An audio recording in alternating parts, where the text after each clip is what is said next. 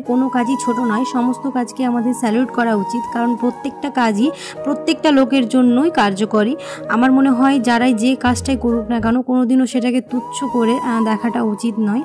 আর যে যাই কাজ করুক না কেন যদি মন থেকে করে সেটা অবশ্যই সফলতা পাওয়া যায়। লেট হলেও, দেরি করে হলেও আমরা সেই পরিশ্রমের ফলটা পেয়ে থাকি। আমি অনেকের কাছে অনেক কিছু মন্তব্য করতে শুনেছি। যাই হোক, সব কিছু মিলিয়ে সুখ দুঃখ নিয়ে আমাদের জীবন। আমার মনে হয় কারো কথা না শুনে সামনের দিকে যদি আমরা এগিয়ে যাই সেটাই বুদ্ধিমতির কাজ, সেটাই আমাদের করা উচিত। কারো কথা শুনে নিজেকে ছোট করে দেখাটা আমার মনে হয় না যে সেটা একদমই ঠিক।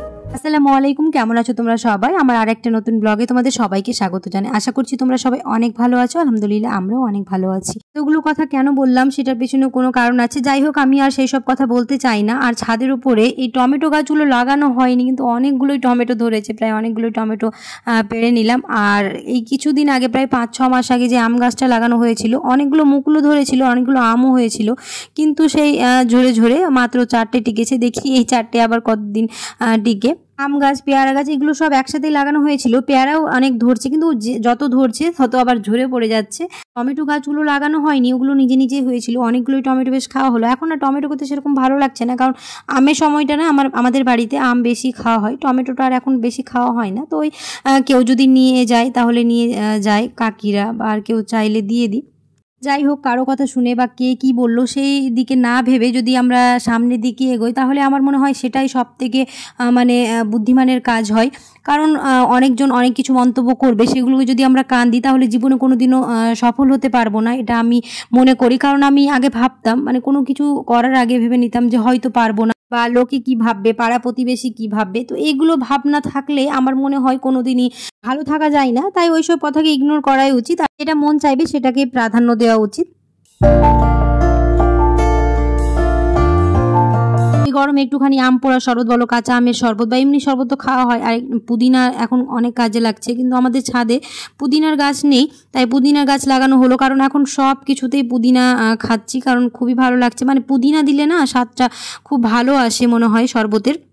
আর পুদিনা খেলে তো পেট ঠান্ডা হয়, তার জন্য প্রতিদিনই প্রায় চেষ্টা করি শরবত একটুখানি পুদিনা দেওয়ার। তার জন্য এই গাছটা লাগানো হলো, কারণ আর কতদিন লোকের কাছে চেয়ে চেয়ে এরকম করে খাওয়া হবে। যদি নিজের গাছ থাকে তাহলে পেড়ে পেড়ে খাওয়া হয়, তাই লাগানো হলো। দিয়ে তো সবাই দিবে, কিন্তু তাও প্রতিদিন আবার চেয়ে যে কেমন লাগবে।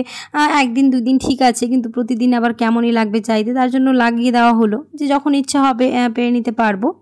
অনেকদিন ধরে ভাই খেতে চাইছে ওই ব্রেড মালাই কেক, প্রতিদিনই বলছে যে বানিয়ে দিতে। অনেকদিন আগে বানানো হয়েছিল, আবার খেতে চাইছিল, তার জন্য আজকে বানানো হলো। তো কিছু না, খুবই সিম্পল পদ্ধতিতে বানানো হলো। একটুখানি দুধটাকে জাল দিয়ে ঘন করে ওর মধ্যে কাস্টার্ডটাকে মিক্স করে দিয়ে তারপর একটু ফুটিয়ে নিতে হবে, তাহলে ওটা ঘন হয়ে যাবে। আর তোমরা চাইলে ওখানে আবার মালাইটাও ব্রেডের মধ্যে দিয়ে দিতে পারো, তবে আমরা আগে করেছিলাম তখন মালাই দিয়েছিলাম, এবার আর মালাই দিইনি।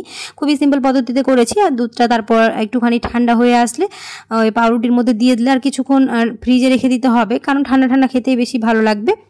একদিকে চা বসিয়ে দিয়েছিলাম আর একদিকে ওটাও হচ্ছিল, তাহলে দুটোই হয়ে গেল। আর চা খাওয়ার পরে একটুখানি ঠান্ডা হয়ে যাবে, তারপর ফ্রিজে রেখে দেবো, তাহলে ডিনারের পরে খাওয়া হবে। আর যে কোনো ডেজার্ট এই গরমে একটু ঠান্ডা ঠান্ডা খেতেই ভালো লাগবে।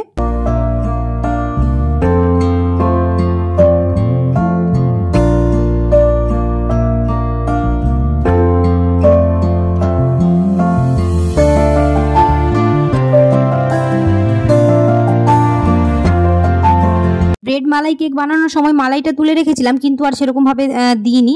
ভাবলাম যে থাক, খুবই সিম্পল পদ্ধতিতে তো করছি, আর মালাইটা দেওয়া হয়নি, তাই চায়ের মধ্যেই দিয়ে দিলাম, তাহলে খেতে ভালো লাগবে। মালাই চা হয়ে গেল।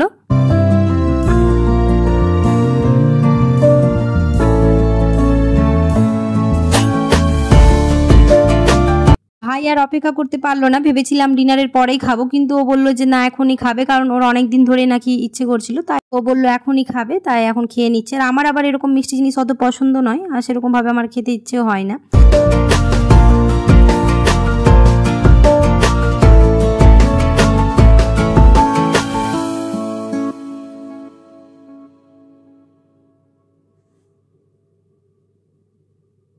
আর আর এখানে অনেকগুলো বাসন জমে গেছে, ওইগুলো এখন আম্মু মাজছে, কারণ কোনো একটা জিনিস বানালে অনেকগুলোই জিনিস নোংরা হয়। তো আর এই সিঙ্কটাতে না এখনও কাজ করতে সেরকমভাবে হাত বসেনি, তো ভালো লাগে না, কারণ আগের সিঙ্কটাও একই স্পেস ছিল, কিন্তু হয় না অনেক দিন ধরে, ওটা যেহেতু ব্যবহার করে একটা অভ্যাস হয়ে গেছিলো, এটাতে এখনও হয়নি।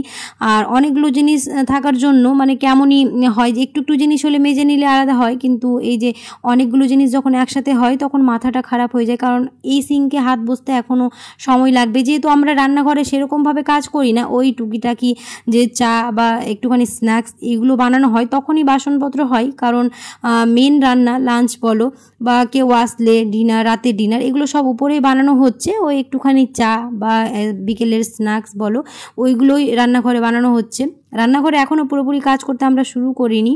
যতই হোক মনে একটা খুঁতখুত লেগেই থাকে যে হয়তো রান্নাঘরটা নোংরা হয়ে যাবে, কারণ এত টাকা দিয়ে রান্নাঘর করেছে। তো আমার মায়ের তো বিশেষ করে রান্নাঘরে রান্না করতে ইচ্ছে হয় না, যে হয়তো কোথাও তেল চিটচিটে ভাব হয়ে যাবে। চিমনি আছে তারপরে হয় না, একটুখানি মনে খুঁতখুত থাকে, তো ওই ব্যাপারটাই, তার জন্য এখন পুরোপুরি রান্নাটা এখানে হয় না, ওই একটুখানি স্ন্যাক্স বলো বা চা এগুলোই হয়।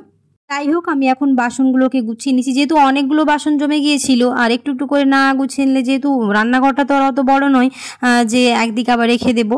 রান্নাঘরের জন্য এখনও জিনিস কিনতে বাকি আছে, একটা দুটো করে কিনছি, আবার মনে হচ্ছে যে হ্যাঁ এইগুলো কিনতে বাকি আছে, কারণ বুঝতেই পারছো মেয়েদের তো জিনিস কেনার কোনো শেষ নেই। একটা জিনিস কিনে নিলে মনে হয় ওই জিনিসটা কিনলে আরও ভালো হতো। তো এখনও রান্নাঘরের অনেক জিনিসই কিনতে বাকি আছে, আস্তে আস্তে করে কিনতে হবে। বাসনগুলো মেজে জল ঝরতে দেওয়ার জন্য একটা ঝুড়ি কিনতে হবে, ওইটাও কেনা হয়নি। ভাবছি প্রতিদিনই যে অর্ডার দিব, সেরকমভাবে সময় করে আর উঠতে পারছি না, দেখি খুব তাড়াতাড়ি নিতে হবে। আর আমাদের ডিনারও হয়ে গেছে, ডিনার হয়ে যাওয়ার পরে বাসনগুলো মেজে রান্নাঘরটাকে ক্লিন করে নিয়েছি। আর সকালের জন্য জিরা ভিজিয়ে দিচ্ছি, জিরা জল। আর যখনই ক্যামেরাটা অন করি না, আমার কাছে কিছু না কিছু ভুল হয়ে যায়, আর যদি ক্যামেরা অফ করে কাজ করি তখন কোনো ভুল হয় না। জানি না কেন এরকম আমার সাথে হয়, কাদের সাথে এরকম হয় অবশ্যই আমাকে কমেন্টে জানিও। যারা এখনও আমার চ্যানেলটিকে সাবস্ক্রাইব করোনি অবশ্যই সাবস্ক্রাইব করে দিও, আর সাবস্ক্রাইব করার পাশাপাশি আমার পাশে থাকা বেল আইকনটাকে প্রেস করতে একদমই ভুলো না। আর যারা আমার চ্যানেলটিকে সাবস্ক্রাইব করে রেখেছো তাদেরকে অসংখ্য ধন্যবাদ। আর অবশ্যই আমার পাশে থেকো, আর ভিডিওটাতে একটা লাইক করে দিও, কারণ তোমাদের একটা লাইক আমাকে অনেক অনেক অনেক মোটিভেট করবে, তাহলে তোমাদের জন্য আরও নতুন নতুন ভিডিও আনবো।